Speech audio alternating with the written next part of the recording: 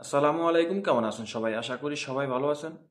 আরব আমিরাতে যে সকল অবৈধ প্রবাসীরা আছেন, আমরা জানি যে জানুয়ারি থেকে ডিসেম্বর মাস পর্যন্ত এই সময়টা আরব আমিরাতের সরকার অবৈধ প্রবাসীদেরকে যে বিশেষ সুবিধাটা দিছে বা সাধারণ ক্ষমা ঘোষণা করছে, এর মধ্য থেকে বেশ কিছু অবৈধ প্রবাসীরা এই সুযোগটা উপভোগ করছে। আর যারা এখনো এই সাধারণ ক্ষমাটা গ্রহণ করে নাই তাদের জন্য যে আহ্বানটি জানিয়েছে সরকার, আমি এখানে যদি একটি বিশ্বস্ত নিউজের কথাগুলো তুলে ধরি, সেটা হলো ইত্তেফাক থেকে প্রকাশিত। এখানে বলা আছে যে সংযুক্ত আরব আমিরাতে অবৈধভাবে অবস্থানরত 50,000 বাংলাদেশি সাধারণ ক্ষমার সুবিধা গ্রহণ করছে।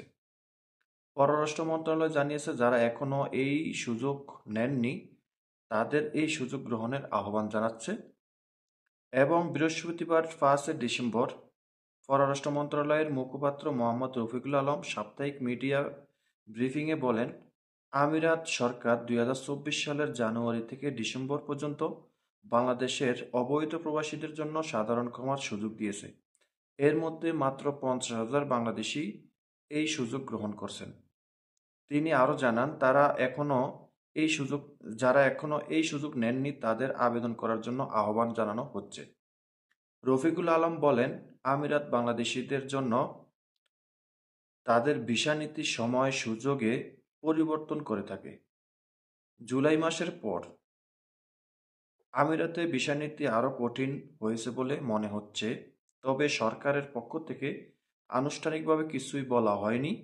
তিনি জানান, বাংলাদেশিদের ভিসা পাওয়ার ক্ষেত্রে কিছু সমস্যা হলেও এই বিষয়গুলো আমিরাত কর্তৃপক্ষের কাছে উত্থাপন করা হয়েছে, তাদেরকে সরকারকে জানানো হয়েছে। তো এবং তারা তা খতিয়ে দেখবে বলে আশ্বাস দিয়েছে আমিরাত সরকার। ভারতীয় ভিসা জটিলতার কারণেই বাংলাদেশি শিক্ষার্থীদের ইউরোপীয় দেশগুলোর ভিসা প্রসেসিং নিয়ে আলোচনা হয়। পররাষ্ট্র মন্ত্রণালয় এবং বাংলাদেশ হাইকমিশন নয়াদিল্লি ইউরোপীয় দেশগুলোর দূতাবাসের সঙ্গে বিকল্প ব্যবস্থা গ্রহণের চেষ্টা করছে, তবে বেশিরভাগ দেশ সশরীরে উপস্থিতি ছাড়া বিকল্প ব্যবস্থা গ্রহণে অপারগতা প্রকাশ করছে। তো মূল কথা হলো যে যারা এখন বর্তমানে দুবাই বা আরব আমিরাতে অবৈধ প্রবাসীরা আছেন, সরকার যে সুযোগটা দিয়েছে জানুয়ারি থেকে ডিসেম্বর মাস পর্যন্ত, এই সুযোগের মধ্যে মাত্র 50,000 বাংলাদেশি অবৈধ বাংলাদেশিরা এই সুযোগটা গ্রহণ করছে। আর বাকি যারা এখনো গ্রহণ করেননি তাদেরকে আহ্বান জানানো হয়েছে, অনুরোধ করা হচ্ছে যে আপনারা এই সুযোগটা গ্রহণ করেন। যদি আপনি এই সুযোগটা গ্রহণ না করেন, পরবর্তীতে দেখা গেছে জানুয়ারির এই মাসে থেকে আরব আমিরাতে প্রচুর পরিমাণে চেক চলবে। আর সেখানে আপনারা তো বোঝেন, আপনারা যারা আরব আমিরাতে আছেন, এই সুযোগ ব্যবহার না করার ফলে আপনি যদি ধরা খান পরবর্তীতে চেক পোস্টে বা চেকে, তাহলে আপনার অনেক সমস্যার সম্মুখীন হতে হবে। তাই আপনাদেরকে অনুরোধ করা হয়েছে যে আপনারা এই সুযোগটা, এখনো সময় আছে, এই ডিসেম্বর মাসটা এখনো পুরাটা আছে, যে আপনারা এই সুযোগটা গ্রহণ করুন। কারণ আরব আমিরাতে আর কিছুদিন পরেই, কয়েক মাস পরেই ভিসা নীতিগুলো তারা চেঞ্জ করবে। এটা প্রতি বছরই করে থাকে।